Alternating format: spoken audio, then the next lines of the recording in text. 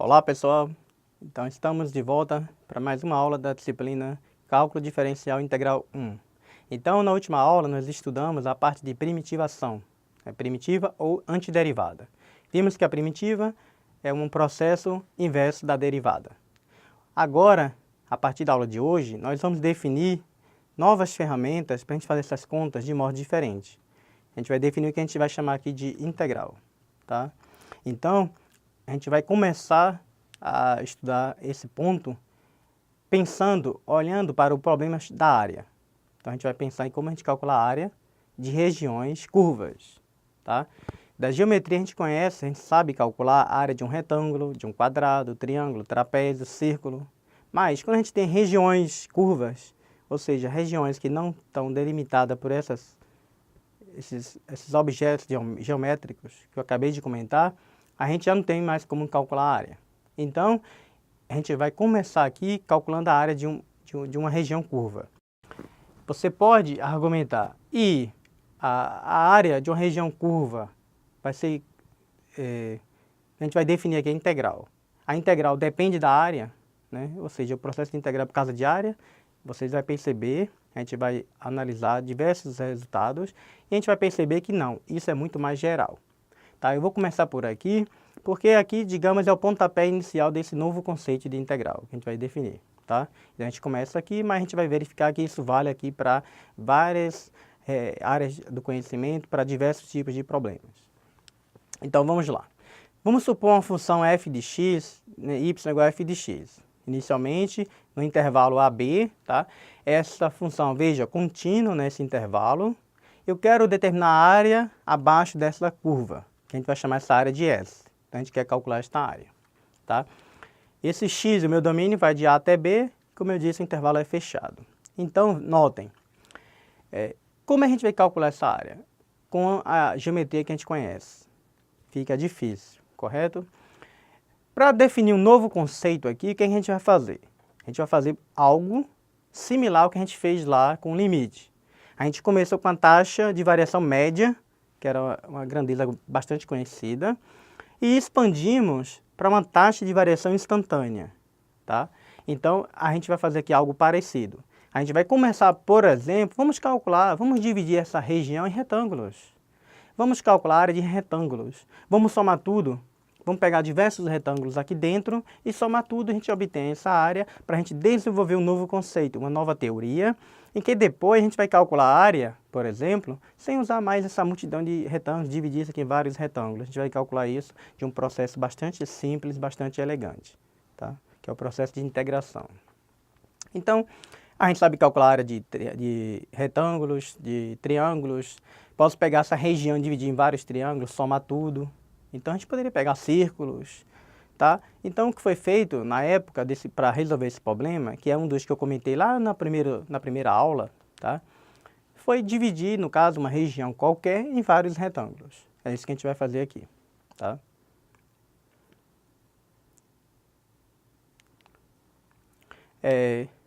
Lembre-se de que, ao definir uma tangente, né, primeiro a gente aproximou uma reta secante, a inclinação de uma reta secante, tá, para a inclinação de uma reta tangente, usando o processo de limite, tá? Então, como eu disse, uma ideia aqui similar, análoga, a gente vai ser feito, só que olhando para áreas, tudo bem? E não mais inclinação de retas. Agora a gente vai olhar para a área. E para isso a gente vai usar retângulos. Então, vamos supor aqui essa região, essa curva, quero calcular essa área aqui, que eu vou dividir em vários retângulos, tá? Dividindo vários retângulos, calculando a área de cada um desses retângulos e somando todas essas áreas.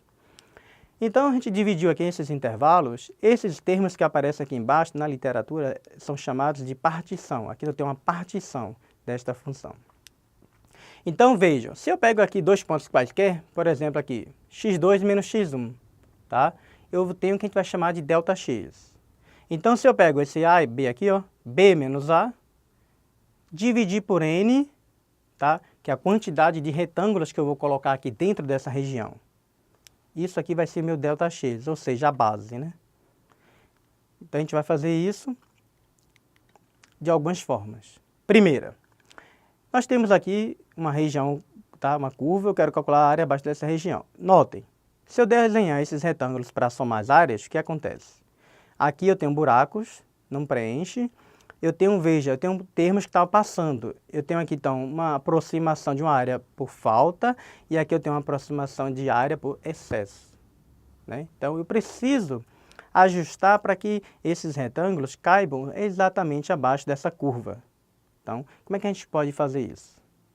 É o que a gente vai ver aqui. Então, vamos lá.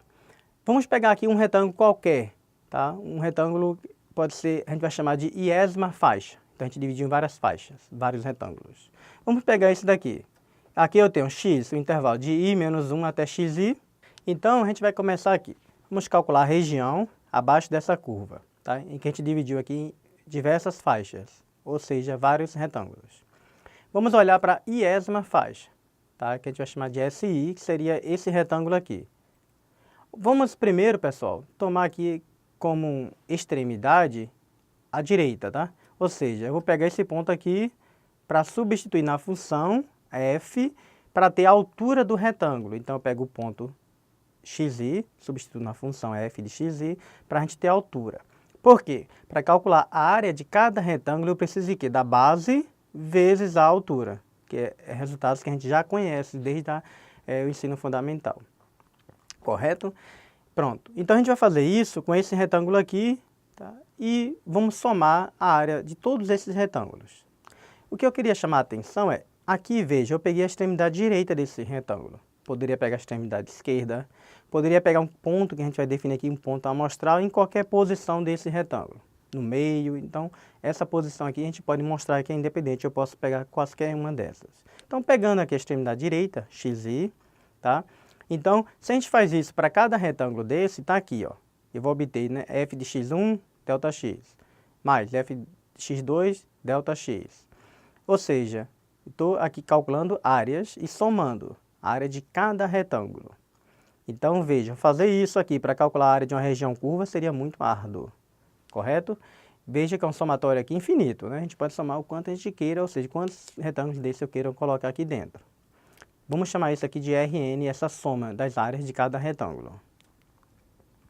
Aqui é uma ilustração que, se a gente pega o número de faixas, né, 2 retângulos, 4, 8 e assim por diante, a gente nota nessas figuras que maior o número de retângulos, mais se aproxima da região que eu estou querendo calcular. Então, o que a gente vai fazer? Simplesmente, a gente vai fazer o n, o número de faixas, tender a infinito. Eu vou aumentar isso quanto a gente queira. Opa, vejam, n tendendo a infinito. Está com cara que vai aparecer limite aqui, né? Vamos analisar.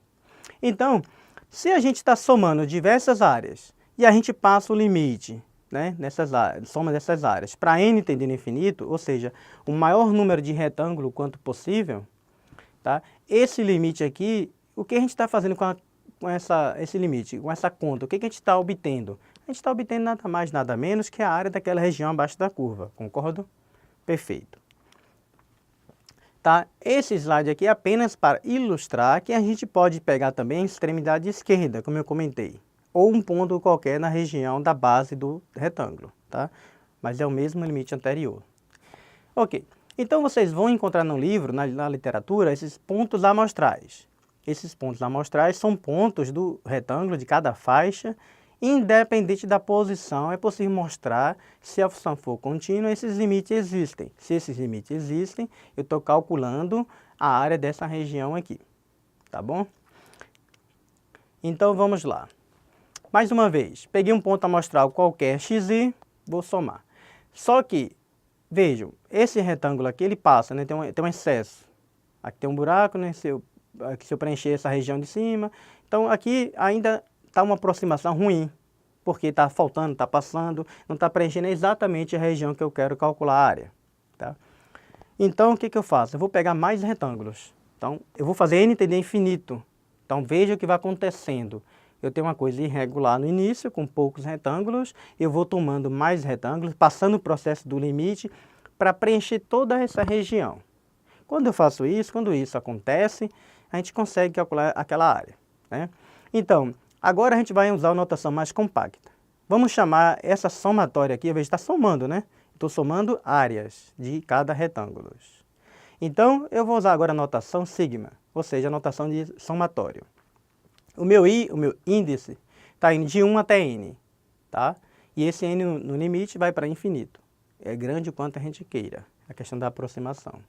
Então, no lugar desse somatório todo que aparecia no limite anteriormente mostrado, vai passar a ser agora essa notação mais compacta.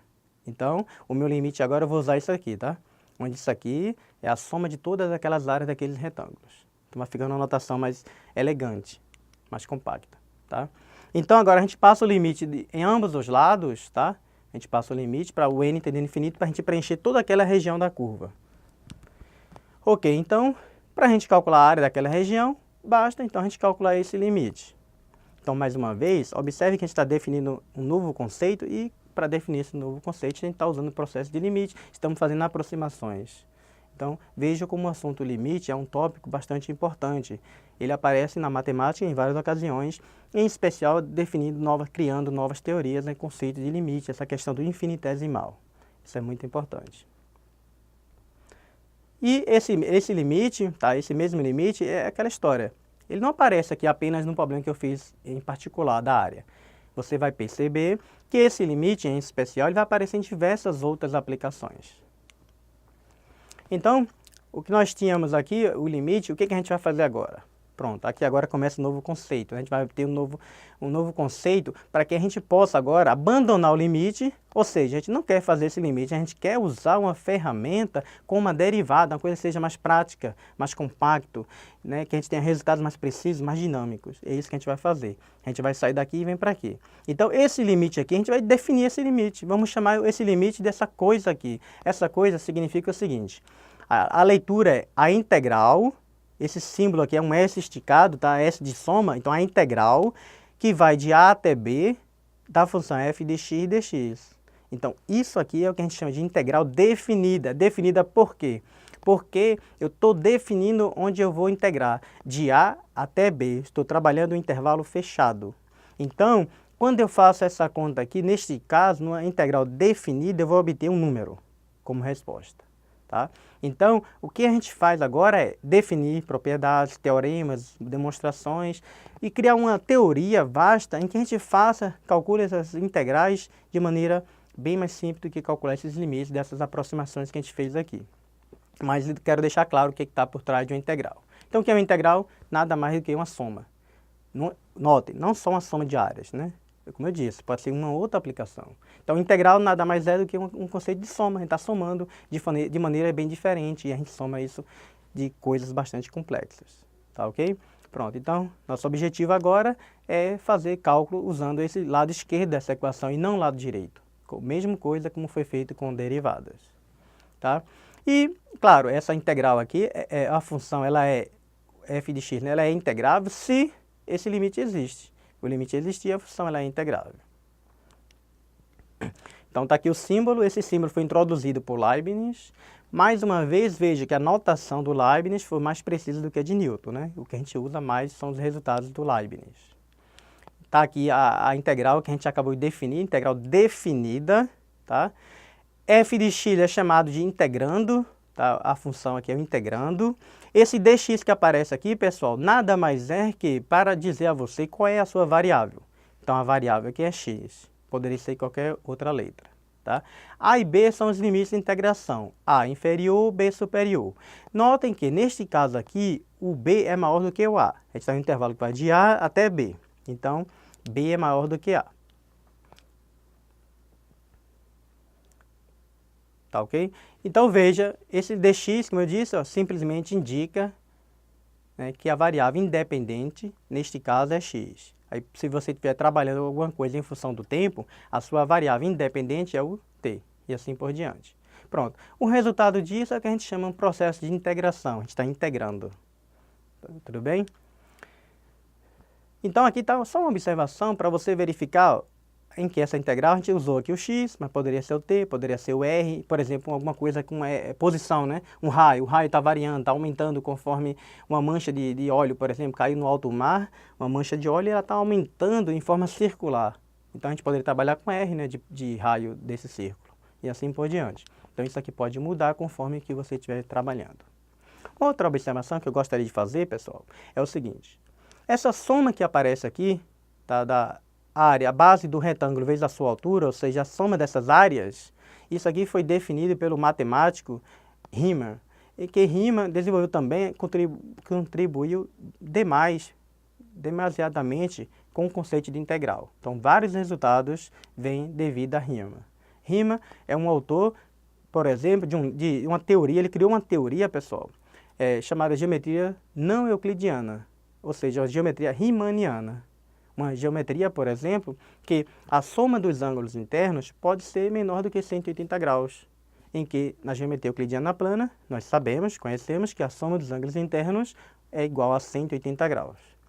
E mais, existem outras teorias que a soma desses ângulos pode ser maior do que 180 graus. Tá? Então, ele tem bastante contribuições na matemática também. Então, vocês vão encontrar alguns textos, alguns livros que chamam integral de Riemann. Integral de Riemann nesse sentido, por causa do resultado da soma de Riemann. Tá? Então, é chamado integral de Riemann. Então agora a gente vai verificar aqui algumas propriedades da integral definida. Por que eu estou frisando o nome definida? Porque a gente vai estudar também a chamada integral indefinida, ok? Tá bom. Então veja, a gente definiu inicialmente o b é maior do que o a, mas aquela soma de Riemann, ela vale quando o contrário, quando a é maior do que b. Logo, a integral também tem que valer, né? Então, basta a gente olhar para o ΔX. O ΔX que a gente definiu, né, b menos a, dividido pelo número de retângulos. A gente definiu isso. Né? Se a gente faz o contrário agora, a menos b, porque a é maior do que b. Né? Então, notem que a diferença dessas duas relações é apenas um sinal de menos. Se você tira o sinal de menos para fora do parênteses, aqui fica, por exemplo, a menos b. Então, a diferença desse termo para esse, quando A é maior ou menor do que B, é simplesmente um sinal. Então, a propriedade da integral é o seguinte: se eu quero integrar de B até A, isso é o mesmo que você integrar menos a integral de A até B. E esse menos sai daqui, a diferença desse termo para esse. Então, você tem um sinalzinho negativo aqui na frente. E aí, o processo de integral vale para A maior do que B ou B maior do que A. Tá ok? E quando for iguais? Quando A for igual a B. Quando A for igual a B, veja, o nosso ΔX é igual a B. Isso aqui vai dar zero. Se o ΔX é zero, significa que a integral que vai de A até A, ou seja, A igual a B, essa integral vai dar igual a zero, porque o ΔX é zero. E aqui eu estou fazendo produto de F vezes ΔX. Logo, quando os limites de integração forem iguais, a integral dá zero, não tenho que calcular. Já pode fazer por definição.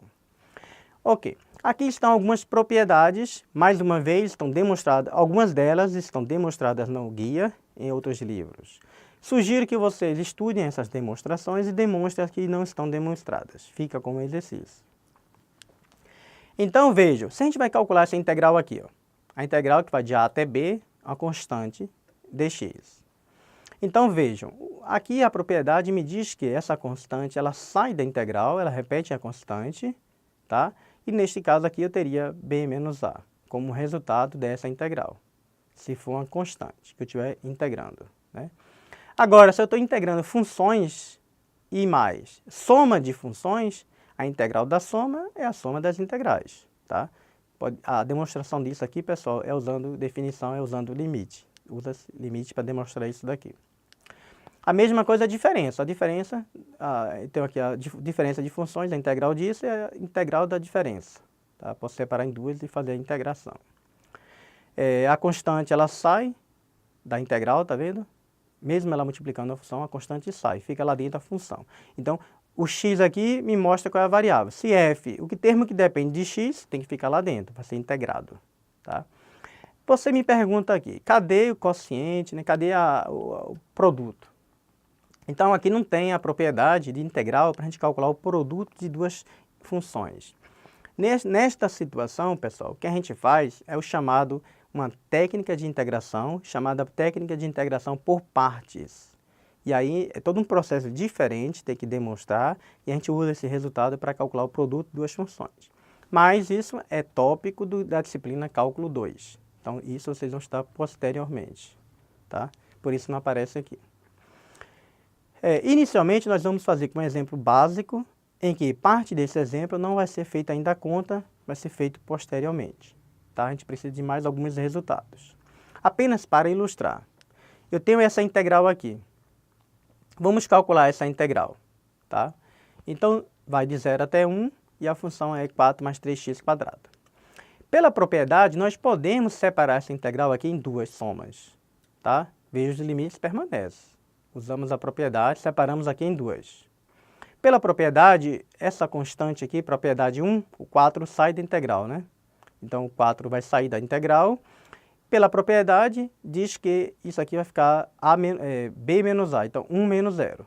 Então, a gente está usando aqui a propriedade 1. 4 vezes b menos a. 1 menos 0. Então, isso aqui vai dar 4. Essa daqui tem um 3 multiplicando uma função, x². A constante sai da integral, 3 está aqui. E aí eu tenho que integrar x². Tá? Então, é esse resultado aqui que eu vou dizer para vocês que isso aqui vai dar 1 sobre 3. E depois a gente vai calcular exatamente esse 1 sobre 3. Mas, já adiantando, vejam, eu falei para vocês, né, que a gente pode calcular um número, né, a derivada, então derivada. Derivo, calculo a primitiva, eu volto. Tá? Essa primitiva, que a gente vai estabelecer a relação depois com a integral, é o processo que a gente vai fazer aqui. Ó. A gente vai voltar para a função original. Então, eu posso pensar aqui numa primitiva, em que se eu derivar vai dar x². E que primitiva é essa? A gente já viu até aqui, né? x³ dividido por 3, se eu derivar dá o próprio x². Tá? Mas, aqui nós temos os limites de integração. Então, eu vou deixar isso aqui para um outro momento. Tá? Então, por enquanto, guardem. Essa integral aqui vai dar 1 sobre 3. Então, se você substitui, o valor dessa integral dá 4. A gente fez as contas usando apenas a propriedade 1. Essa daqui vai dar 1 sobre 3. Tá? Tem 3 aqui fora, então cancela, cancela. 1 mais 4, 5. Vejam, o resultado de uma integral definida, a resposta é um número. Tá? Coisa que vai ser diferente quando a gente definir integral indefinida.